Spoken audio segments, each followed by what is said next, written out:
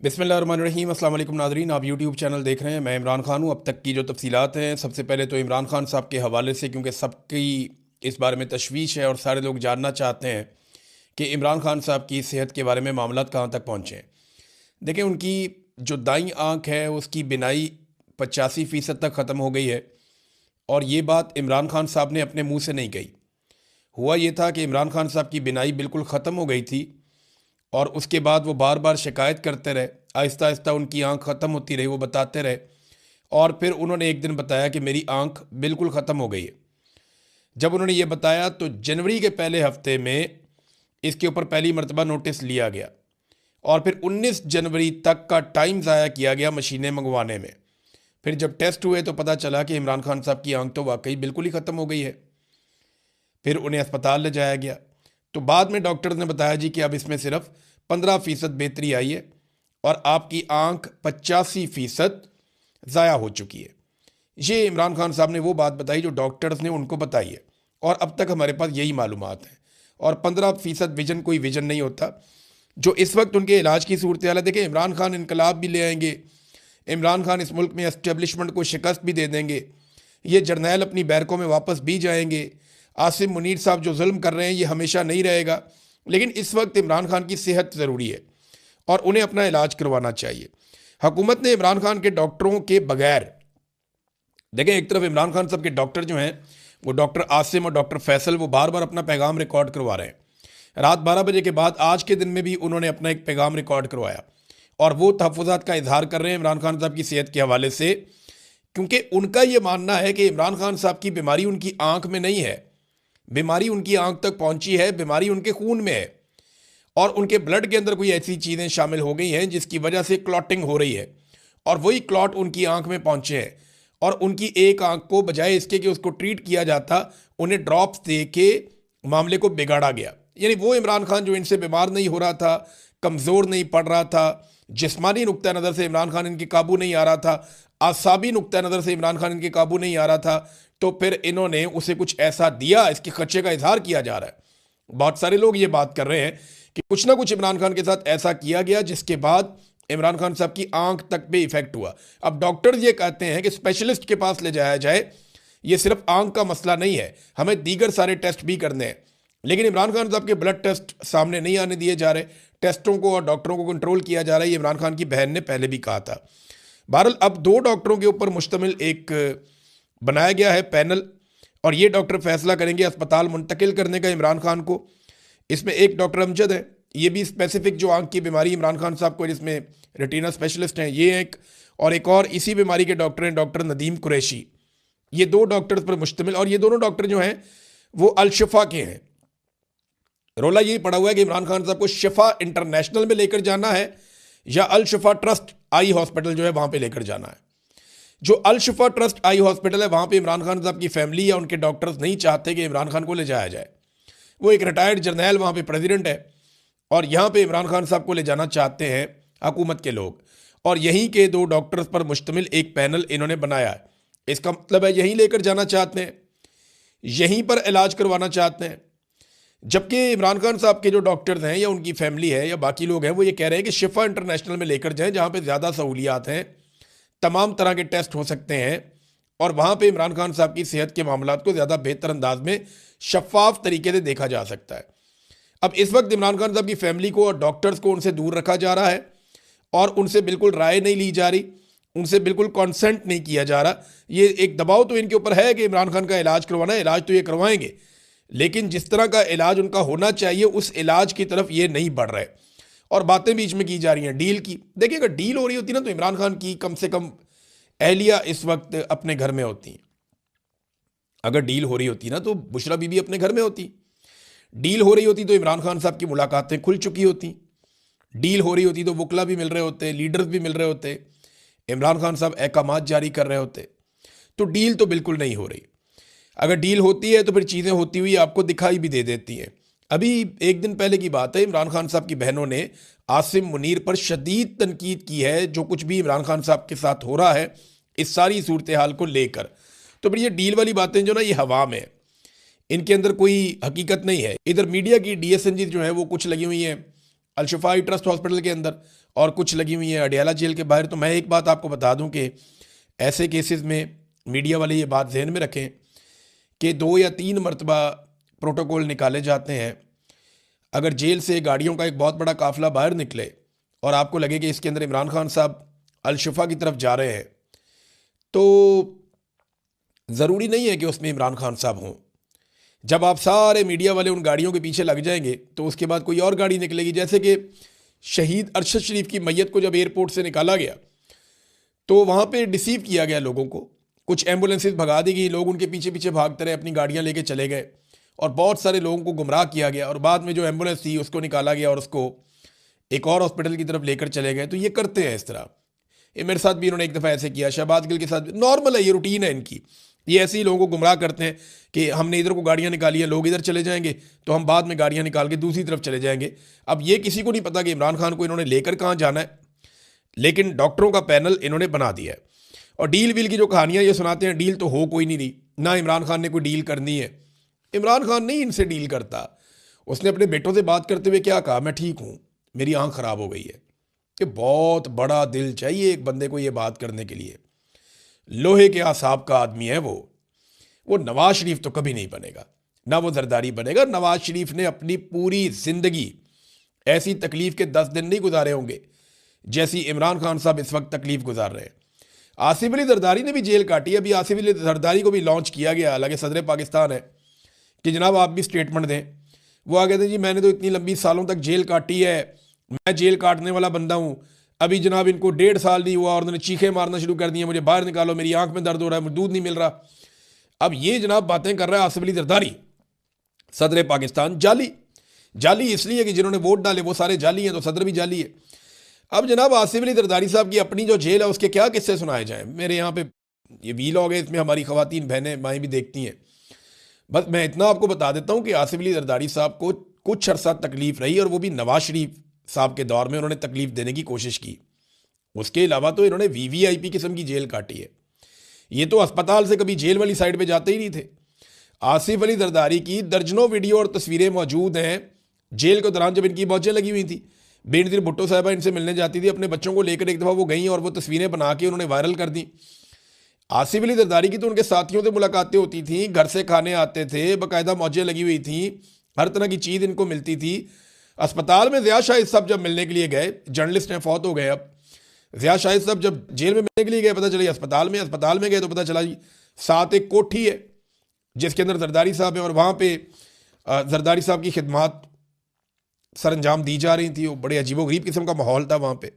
अब वो उन्होंने बता दी थी वो बात, मैं यहाँ पे बात नहीं करता, लेकिन जरदारी साहब को एहसास करना चाहिए कि ऐसी जेल उनके पूरे ख़ानदान में किसी ने नहीं काटी जैसी जेल इमरान खान काट रहा है। और जितना जुल्म इमरान खान के ऊपर हो रहा है, आप लोग ये जुल्म सोच भी नहीं सकते। हाँ, ये ज़रूर है कि जुल्फ़िकार अली भुट्टो फांसी चढ़ गया, मुश्किल तो जुल्फ़िकार अली भुट्टो ने देखी, बेनज़ीर भुट्टो ने कुर्बानी दे दी।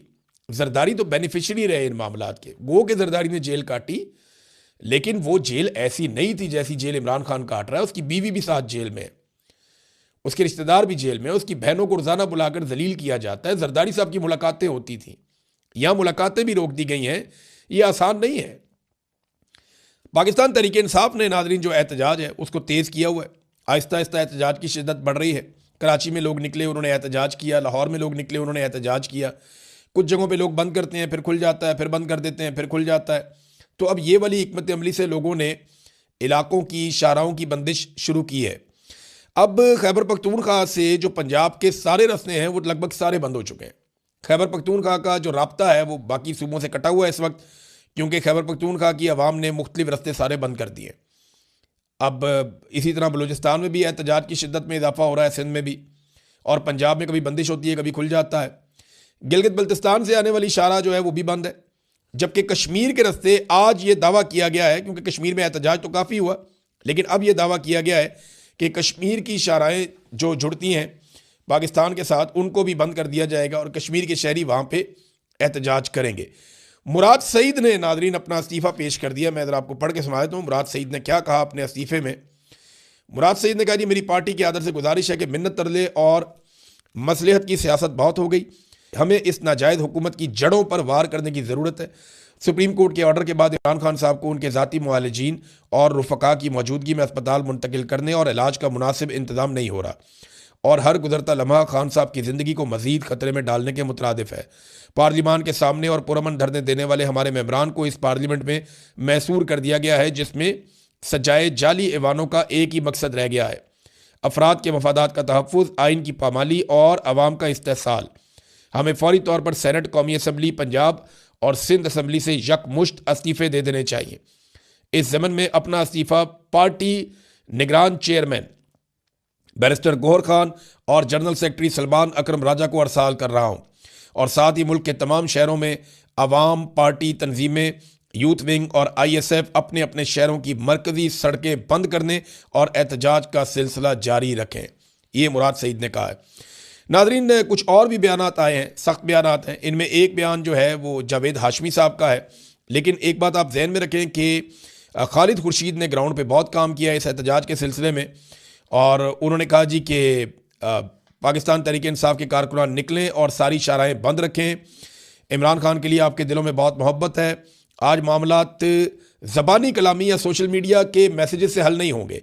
आप सबसे दरख्वास्त है कि अपने बच्चों को और फैमिलियों को साथ लेकर निकलें। जो लोग रोड बंद कर रहे हैं, जो नौजवान इस वक्त हिम्मत दिखा रहे हैं, आप घरों में ना बैठे रहें, उनकी मदद भी करें। अगर आप घरों में बैठे रहें तो शायद खुद को माफ़ नहीं कर सकेंगे। एक स्टेटमेंट जो है वो जुनैद अकबर साहब ने किया। उन्होंने कहा जी, जो लोग बहुत ज़्यादा हमें मैसेजेस करके मांग रहे थे हिकमत अमली या मांग रहे थे लाया अमल, तो वो सारे निकलें और निकल के पहुँचें एहतजाज करने के लिए उन मकामात पे जहाँ पे शराएँ बंद हैं, ख़ास तौर पे सवाबी इंटरचेंज के बारे में उन्होंने कहा जुनैद अकबर साहब ने। अब देखें, एक चीज़ ना हम सबको जहन में रखनी चाहिए कि इस वक्त जो क़यादत है पाकिस्तान तहरीक इंसाफ की, उनकी अक्सरियत वो इस्लामाबाद में बंद हो चुकी है। जितने अहम लोग हैं वो सारे के सारे इस्लामाबाद के ऐवानों में बंद हैं। कुछ लोग इस वक्त पार्लियामेंट के अंदर, कुछ पार्लियामेंट लॉजेस के अंदर, कुछ खैबर पख्तूनख्वा हाउस जो है उसके अंदर बंद है और वहाँ पे ये लोग एहतजाज कर रहे हैं। अब पाकिस्तान के अंदर, पूरे पाकिस्तान में अगर आवाम निकलती है और एक बड़ा सख्त रद्द-ए-अमल देती है आने वाले दिनों में, और उस रद्द-ए-अमल के नतीजे में कुछ बड़ी कामयाबी मिलती है, तो सहरा तो फिर ये क़यादत अपने सर बांध लेगी। लेकिन अगर खुदा न खास्ता हालात 9 मई की तरफ जाते हैं तो ये लोग तो कल को ये कह लेंगे बड़े आराम से कि जनाब हम तो अपने इस्लामाबाद के अंदर बंद थे, हम तो वहाँ पे मौजूद ही नहीं थे। तो ये एक तरह से इसको इस एंगल से भी लोग देख रहे हैं। जावेद हाशमी साहब ने एक ट्वीट किया।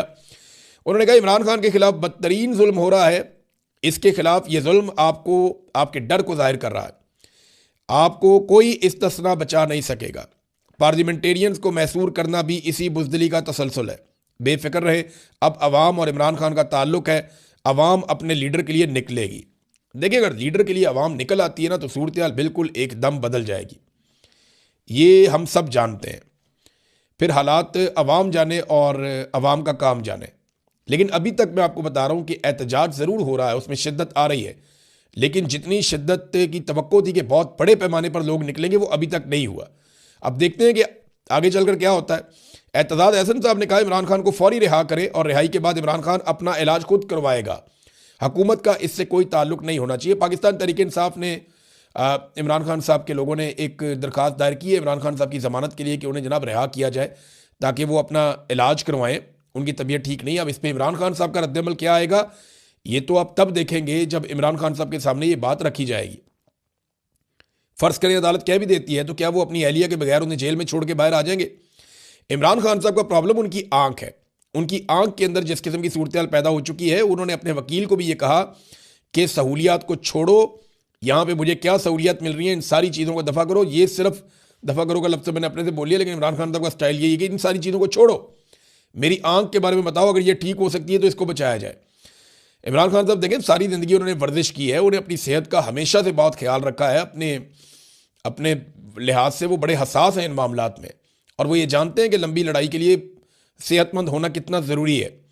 अब इस सूरत हाल में इमरान खान साहब को बाकायदा ब्लैकमेल किया गया कि किसी तरह इमरान खान साहब को कुछ ऐसी बातों पे मना लिया जाए कि वो बोलेंगे नहीं, बात नहीं करेंगे, ठीक है आपका इलाज करवा लेते हैं।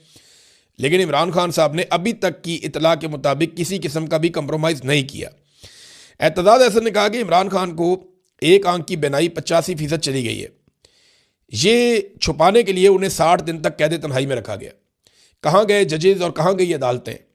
ये याद रखना चाहिए कि क़यामत वाले दिन आंख के बदले आंख देना पड़ेगी। ये बात ठीक है। और हाफिज़ कुरान है आर्मी चीफ, उनको तो पता होना चाहिए कि क़यामत वाले दिन आंख के बदले आंख ही देनी पड़ेगी।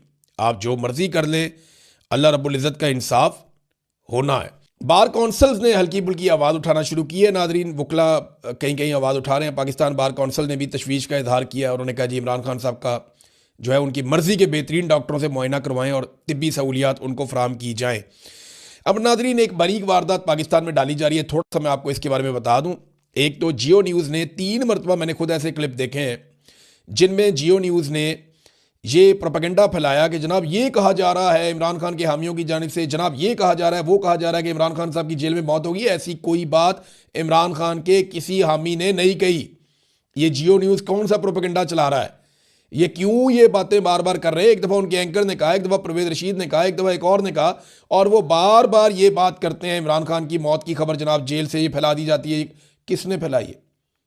किसी शख्स ने पाकिस्तान तहरीक इंसाफ में से ऐसी बात नहीं की।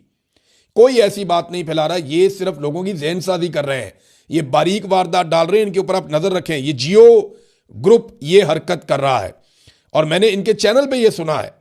इसके बाद जनाब सुहेल वड़ाइच जैसे लोग जो है वो जुल्म को नॉर्मलाइज करने के लिए कॉलम लिख रहे हैं कि जनाब भुट्टो भी तो मारा गया था, तो इमरान खान भी देखे ना, मरने से पहले उसके भी दांत में दर्द हो रही थी, अब इमरान खान साहब की आंख में हो रहा है तकलीफ।